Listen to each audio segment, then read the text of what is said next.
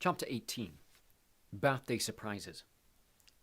The next day, Harry confided in both Ron and Hermione the task that Dumbledore had set him, though separately, for Hermione still refused to remain in Ron's presence longer than it took him to give a contemptuous look. Ron thought that Harry was unlikely to have any trouble with Slughorn at all. "He loves you," he said over breakfast, waving an airy forkful of fried egg. "Won't refuse you anything, will he? Not his little potions prince. Just hang back after class this afternoon and ask him." Hermione, however, took a gloomy view.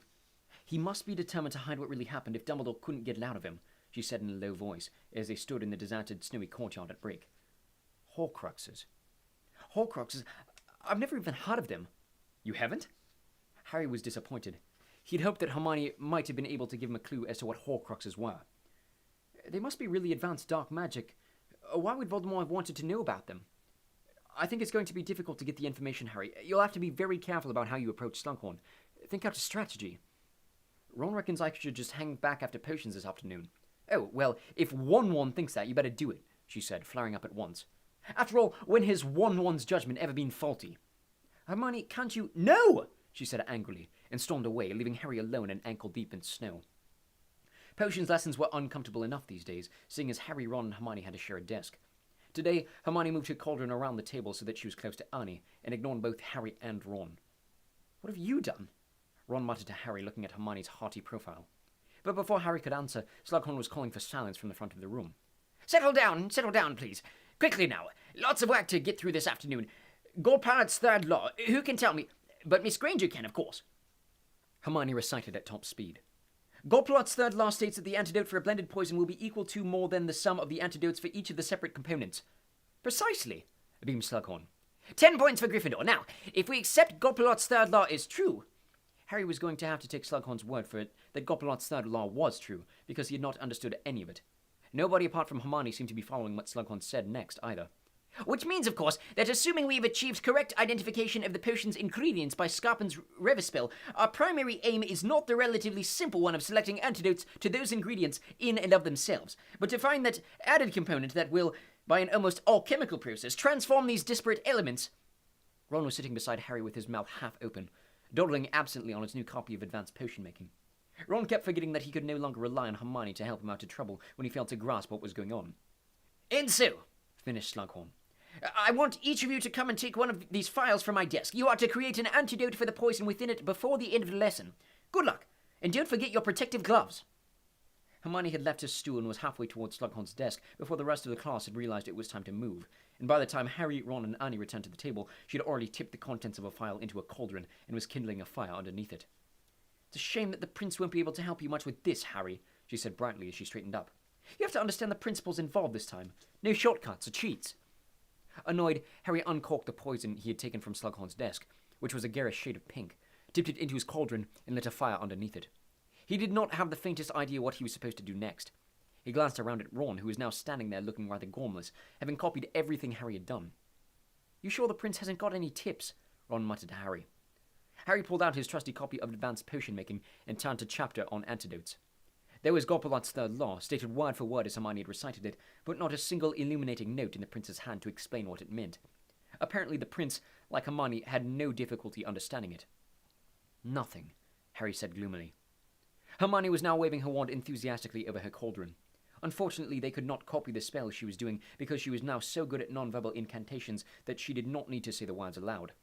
Ernie Macmillan, however, was muttering, Specialis Revelio, over his cauldron, which sounded impressive, so Harry and Ron hastened to imitate him. It took Harry only 5 minutes to realize that his reputation on the best potion maker in the class was crashing around his ears.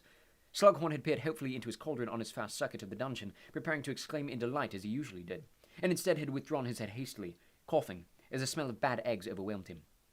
Hermione's expression could not have been any smugger. She had loathed being outperformed in every potions class. She was now decanting the mysterious separated ingredients of a poison into 10 different crystal phials.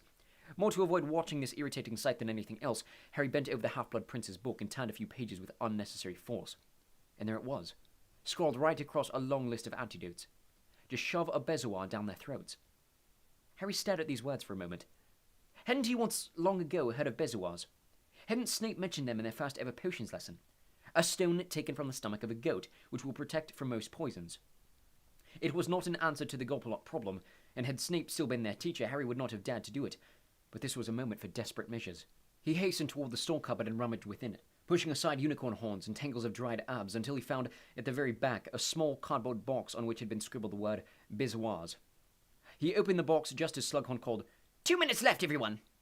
Inside were half a dozen shriveled brown objects, looking more like dried-up kidneys than real stones. Harry seized one, put the box back in the cupboard, and hurried back to his cauldron. "Time's up!" called Slughorn genially. "Well, let's see how you've done. Blaze, what have you got for me?"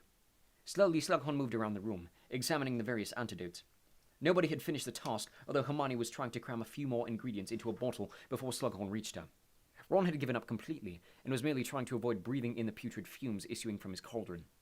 Harry stood there waiting, the bezoar clutched in a slightly sweaty hand. Slughorn reached their table last. He sniffed Annie's potion and passed on to Ron's with a grimace.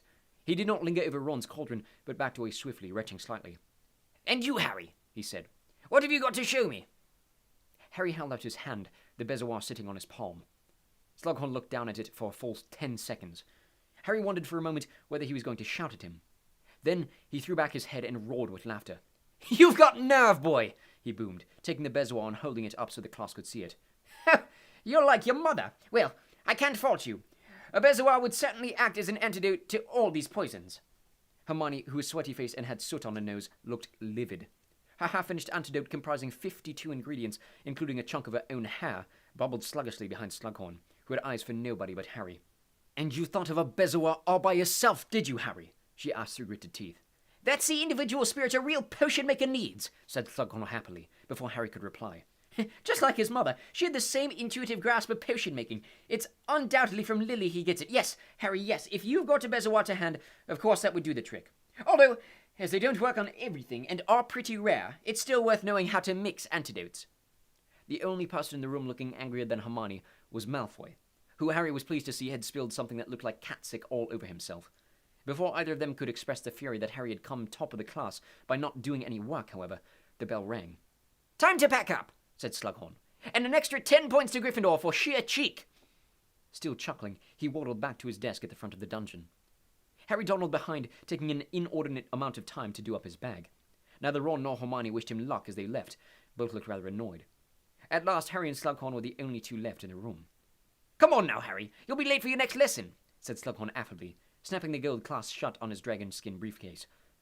"Sir," said Hermione, reminding himself irresistibly of Voldemort, "I wanted to ask you something." "Ask away then, my dear boy, ask away." "Sir,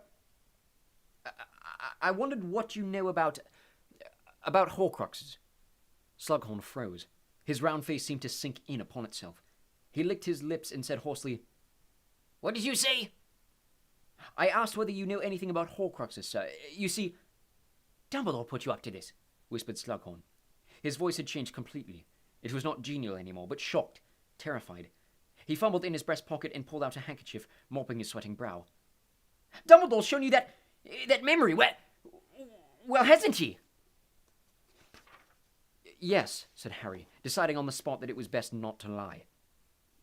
"Yes, of course," said Slughorn quietly, still dabbing at his white face. "Of course. Well, if you've seen that memory, Harry, you'll know that I don't know anything," he repeated the word forcefully, "about Horcruxes." He seized his dragonskin briefcase, stuffed his handkerchief back into his pocket, and marched to the dungeon door. "Sir," said Harry desperately, "I just thought there might be a bit more to the memory." "Did you?" said Slughorn. "Then you were wrong, weren't you? Wrong!" He bellowed the last word, and before Harry could say another word, slammed the dungeon door behind him. Neither Ron nor Hermione was at all sympathetic when Harry told them of this disastrous interview. Hermione was still seething at the way Harry had triumphed without doing the work properly. Ron was resentful that Harry hadn't slipped him a bezoar too. "It would have looked stupid if we'd both done it," said Harry irritably. "Look, I had to try to soften him up, so I could ask him about Voldemort, didn't I? Oh, will you get a grip?" he added in exasperation as Ron winced at the sound of the name. Infuriated by his failure and by Ron's and Hermione's attitudes, Harry brooded for the next few days over what to do next about Slughorn. He decided that for the time being, he would let Slughorn think that he had forgotten all about Horcruxes. It was surely best to lull him into a false sense of security before returning to the attack. When Harry did not question Slughorn again, the potions master reverted to his usual affectionate treatment of him, and appeared to have put the matter from his mind. Harry awaited an invitation to one of his little evening parties, determined to accept this time, even if he had to reschedule Quidditch practice. Unfortunately, however, no such invitation arrived. Harry checked with Hermione and Ginny. Neither of them had received an invitation, and nor, as far as they knew, had anybody else. Harry could not help wondering whether this meant that Slughorn was not quite as forgetful as he appeared, simply determined to give Harry no additional opportunities to question him. Meanwhile, the Hogwarts library had failed Hermione for the first time in living memory. She was so shocked, she even forgot that she was annoyed at Harry for his trick with the bezoar. "I haven't found a single explanation what Horcruxes do," she told him. "There was a single one, and I've been right through the restriction section and even in the most horrible books, where they tell you how to brew the most gruesome potions. Nothing. All I could find was this, in the introduction to Magic Most Evil. Listen. Of the Horcrux, wickedest of magical inventions, we shall not speak nor give direction." "I mean, why mention it then?" she said impatiently, slamming the old book shut. It let out a ghostly wail. "Oh, shut up!" she snapped, stuffing it back into a bag. The snow melted around the school as February arrived, replaced by cold, dreary wetness. Purplish grey clouds hung low over the castle, and constantly fall of chilly rain made the lawn slippery and muddy. The upshot of this was that the 6th year's first apparition lessons, which was scheduled for a Saturday morning so that no normal lesson would be missed, took place in the great hall instead of in the grounds. When Harry and Hermione arrived in the hall, Ron had come down with Lavender, they found that the tables had disappeared. Rain lashed against the high windows, and the enchanted ceiling swelled darkly above them as they assembled in front of Professors McGonagall, Snape, Flitwick, and Sprout, the heads of houses, and a small wizard whom Harry took to be the apparition instructor from the Ministry. He was oddly colourless, with transparent eyelashes, wispy hair, and insubstantial air, as though a single gust of wind might blow him away. Harry wondered whether constant disappearances and reappearances had somehow diminished his substance, or whether this frail build was ideal for anyone wishing to vanish. "Good morning," said the Ministry wizard, when all the students had arrived and the heads of houses had called for quiet. "My name is Wilkie Twycross, and I shall be your Ministry apparition instructor for the next 12 weeks. I hope to be able to prepare you for your apparition test in time." "Malfoy, be quiet and pay attention," barked Professor McGonagall. Everybody looked around. Malfoy had flushed a dull pink. He looked furious as he stepped away from Crabbe, with whom he appeared to have been having a whispered argument. Harry glanced quickly at Snape, who also looked annoyed, though Harry strongly suspected that this was less because of Malfoy's rudeness than the fact that McGonagall had reprimanded one of his house. "By which time, many of you may be ready to take your tests," Twycross continued, as though there had been no interruption. "As you know, it is usually impossible to apparate or disapparate within Hogwarts. The headmaster has lifted this enchantment purely within the Great Hall for 1 hour, so as to enable you to practice. May I emphasize that you will not be able to apparate outside the walls of this hall, and that you would be unwise to try. I would like each of you to place yourselves now so that you have a clear 5 feet of space in front of you." There was a great scrambling and jostling as people separated, banged into each other, and ordered others out of their space. The heads of houses moved among the students, marshalling them into position and breaking up arguments. "Harry, where are you going?" demanded Hermione. But Harry did not answer. He was moving quickly through the crowd, past the place where Professor Flitwick was making squeaky attempts to position a few Ravenclaws, all of whom wanted to be near the front. Past Professor Sprout, who was chivvying the Hufflepuffs into line, until, by dodging around Annie Macmillan, he managed to position himself right at the back of the crowd, directly behind Malfoy, who was taking advantage of the general upheaval to continue his argument with Crabbe, standing 5 feet away and looking mutinous. "I don't know how much longer, all right," Malfoy shot him, oblivious to Harry standing right behind him. "It's taking longer than I thought it would." Crabbe opened his mouth, but Malfoy appeared to second-guess what he was going to say. "Look, it's none of your business what I'm doing, Crabbe. You and Goyle just do as you're told and keep a lookout." "I tell my friends what I'm up to if I want them to keep a lookout for me," Harry said, just loud enough for Malfoy to hear him. Malfoy spun around on the spot, his hand flying to his wand, but at that precise moment the 4 heads of houses shouted, "Quiet!" and silence fell again. Malfoy turned slowly to face the front again. "Thank you," said Twycross. "Now then." He waved his wand. Old-fashioned wooden hoops instantly appeared on the floor in front of every student. "The important thing is to remember when apparating are the 3 Ds, said Twycross. "Destination, determination, deliberation. Step 1. Fix your mind firmly on the desired destination, said Twycross. In this case, the interior of your hoop. Kindly concentrate upon that destination now." Everybody looked around furtively to check that everyone else was staring into their hoop, then hastily did as they were told. Harry gazed at the circular path of dusty floor enclosed by his hoop, and tried hard to think of nothing else. This proved impossible, as he couldn't stop puzzling over what Malfoy was doing that needed lookouts. "Step 2, said Twycross. Focus your determination to occupy the visualized space. Let your yearning to enter it flood from your mind to every particle of your body." Harry glanced around surreptitiously. A little way to his left, Ernie Macmillan was contemplating his hoop so hard that his face had turned pink. It looked as though he was straining to lay a quaffle-sized egg. Harry bit back a laugh and hastily returned his gaze to his own hoop. "Step 3, called Twycross. "And only when I give the command, turn on the spot, feeling your way into nothingness, moving with deliberation. On my command now. 1." Harry glanced around again. Lots of people were looking positively alarmed at being asked to apparate so quickly. 2. Harry tried to fix his thoughts on his hoop again. He had already forgotten what the 3 Ds stood for. 3. Harry spun on the spot, lost balance, and nearly fell over. He was not the only one. The whole hall was suddenly full of staggering people. Neville was lay flat on his back. Ernie Macmillan, on the other hand, had done a kind of pirouetting leap into his hoop and looked momentarily thrilled, until he caught sight of Dean Thomas roaring with laughter at him. Never mind, said Twycross dryly, who did not seem to have expected anything better. "Adjust your hoops, please, and back to your original positions." The second attempt was no better than the first. The third was just as bad. Not until the fourth did anything exciting happen. There was a horrible screech of pain, and everybody looked around, terrified to see that Susan Bones of Hufflepuff had wobbled in her hoop with her left leg still standing 5 feet away where she had started. The heads of house converged on her. There was a great bang and a puff of papal smoke, which cleared to reveal Susan sobbing, reunited with her leg, but looking horrified. "Splinching, or the separation of random body parts," said Wilkie Twycross dispassionately, "occurs when the mind is insufficiently determined. You must concentrate continuously upon your destination, and move without haste, but with deliberation. Thus," Twycross stepped forward, turned gracefully on the spot with his arms outstretched, and vanished in a swirl of robes, reappearing at the back of the hall. "Remember the 3 Ds, he said, "and try again. 1, 2, 3. But an hour later, Susan's splinching was still the most interesting thing that had happened. Twycross did not seem discouraged. Fastening his cloak at his neck, he merely said, "Until next Saturday, everybody, and do not forget, destination, determination, deliberation."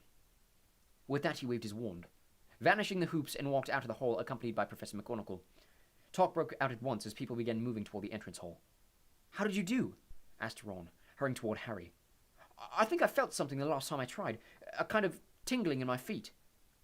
"I expect your trainers are too small, Won-Won," said a voice behind them, and Hermione stalked past, smirking. "I didn't feel anything," said Harry, ignoring this interruption. But I don't care about that now." "What do you mean you don't care? Don't you want to learn how to apparate?" said Ron incredulously.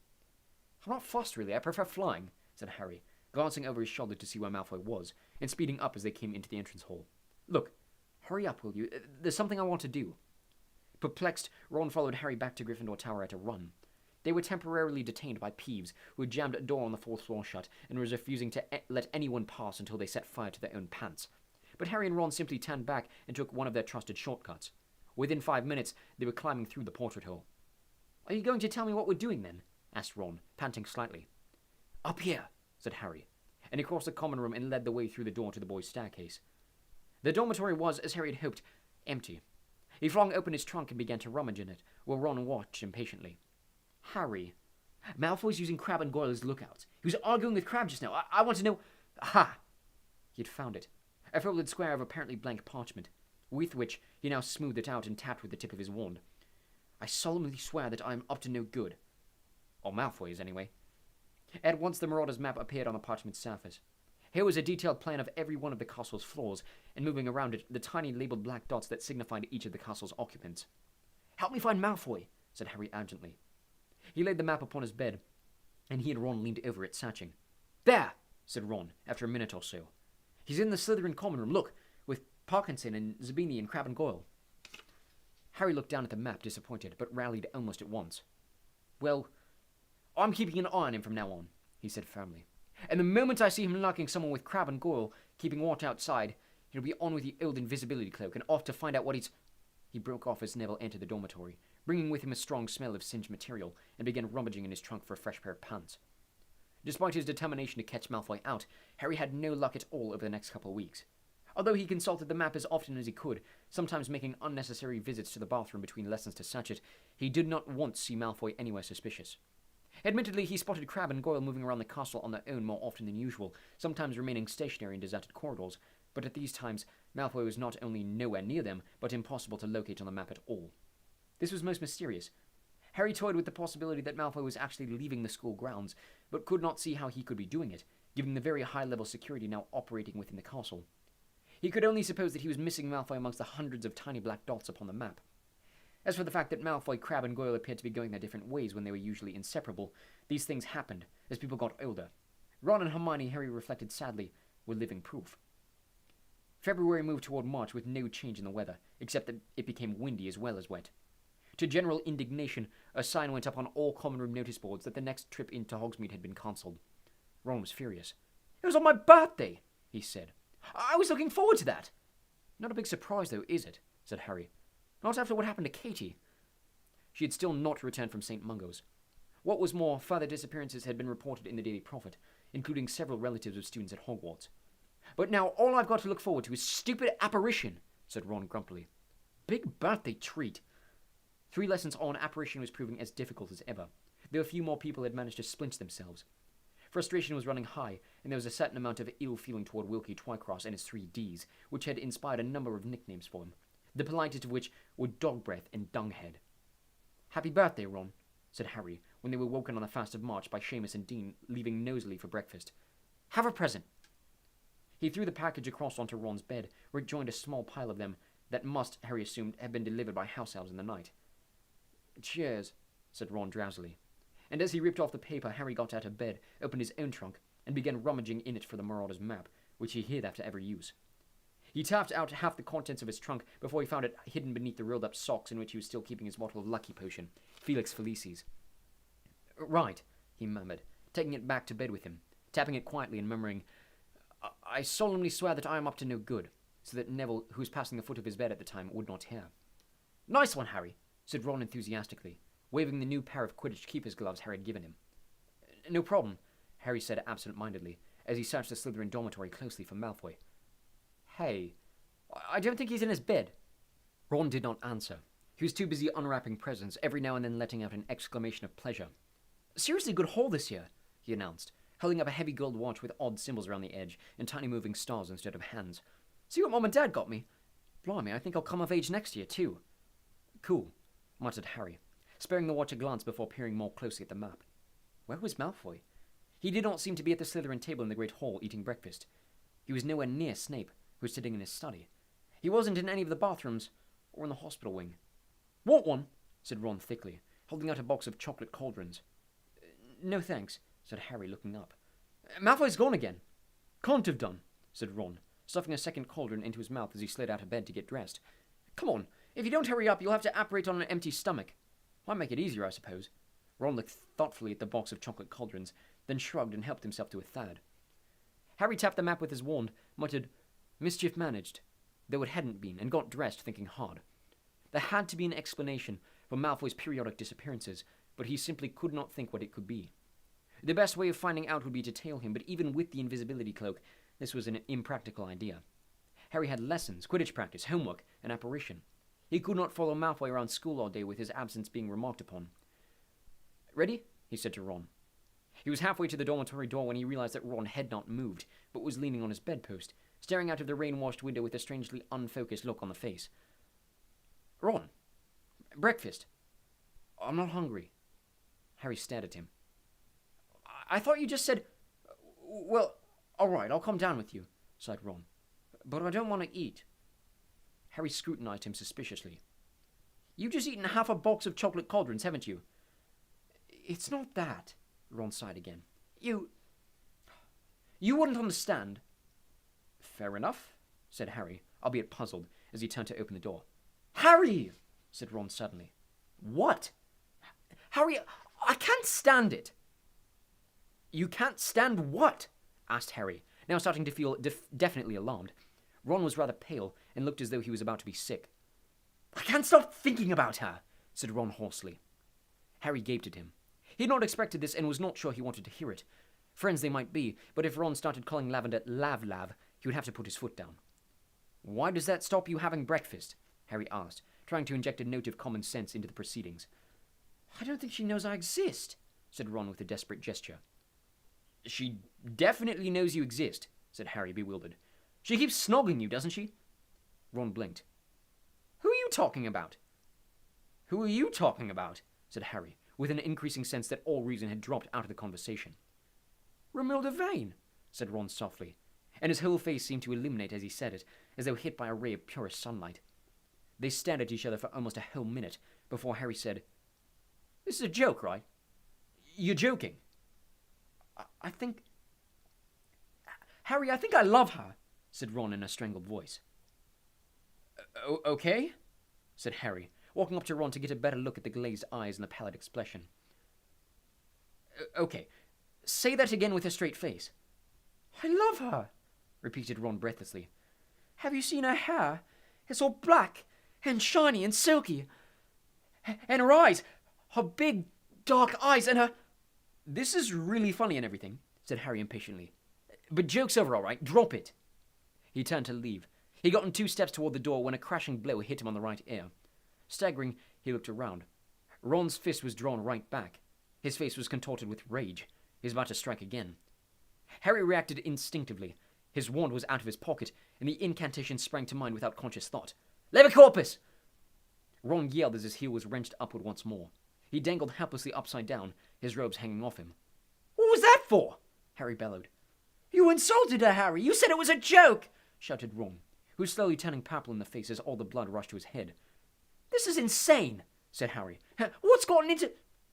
And then he saw the box lying open on Ron's bed, and the truth hit him with the force of a stampeding troll. "Where did you get those chocolate cauldrons?" "They were a birthday present," shouted Ron, revolving slowly in mid-air as he struggled to get free. "I offered you one, didn't I?" "You just picked them up off the floor, didn't you?" "They'd fallen off my bed, all right. Let me go." "They didn't fall off your bed, you prat. Don't you understand? They were mine. I chucked them out of my trunk when I was looking for the map. The chocolate cauldrons Romilda gave me before Christmas, and they're all spiked with love potion." But only one word of this seemed to register with Ron. "Romilda," he repeated. "Did you say Romilda?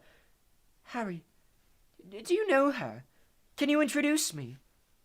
Harry stared at the dangling Ron, whose face now looked tremendously hopeful, and fought a strong desire to laugh. A part of him, the part closest to his throbbing ear, was quite keen on the idea of letting Ron down and watching him run amok until the effects of the potion wore off. But on the other hand, they were supposed to be friends. Ron had not been himself when he had attacked, and Harry thought that he would deserve another punching if he permitted Ron to declare undying love for Romilda Vane. "Yeah, I'll introduce you," said Harry, thinking fast. I'm going to let you down now, okay?" He sent Ron crashing back to the floor. His ear did hurt quite a lot, but Ron simply bounded to his feet again, grinning. "She'll be in Slughorn's office," said Harry confidently, leading the way to the door. "Why will she be in there?" asked Ron anxiously, hurrying to keep up.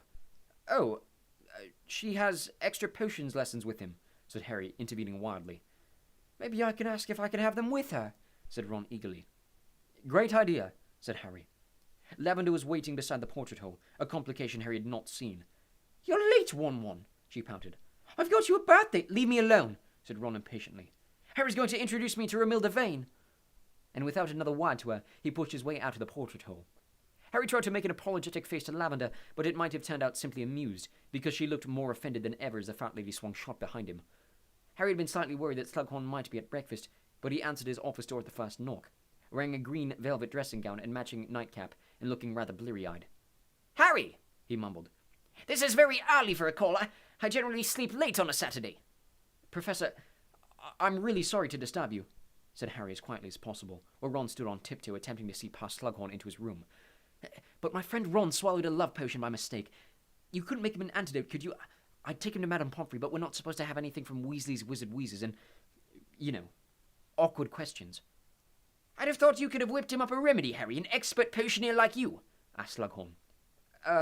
Said Harry, somewhat distracted by the fact that Ron was now elbowing him in the ribs in an attempt to force his way into the room. "Well, I've never mixed an antidote for a love potion, sir, and by the time I get it right, Ron might have done something serious."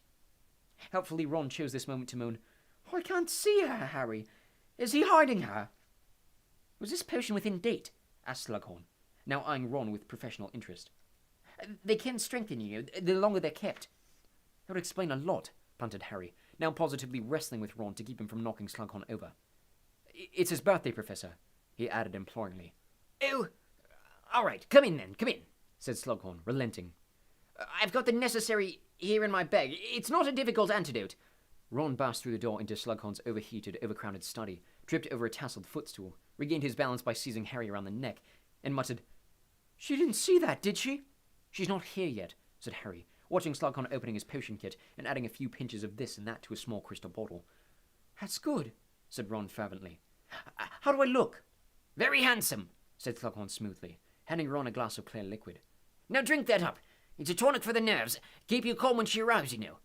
"Brilliant," said Ron eagerly, and he gulped the antidote down noisily. Harry and Slughorn watched him. For a moment, Ron beamed at them. Then, very slowly, his grin sagged and vanished, to be replaced by an expression of utmost horror. "Back to normal, then," said Harry, grinning.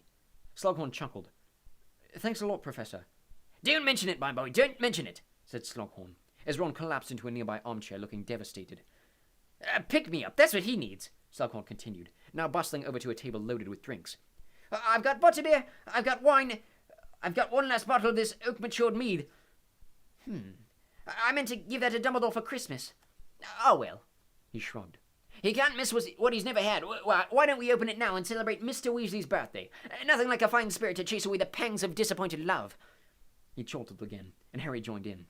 This was the first time he had found himself almost alone with Slughorn since his disastrous first attempt to extract the true memory from him. Perhaps if he could just keep Slughorn in a good mood, perhaps if they got through enough of the oak-matured mead.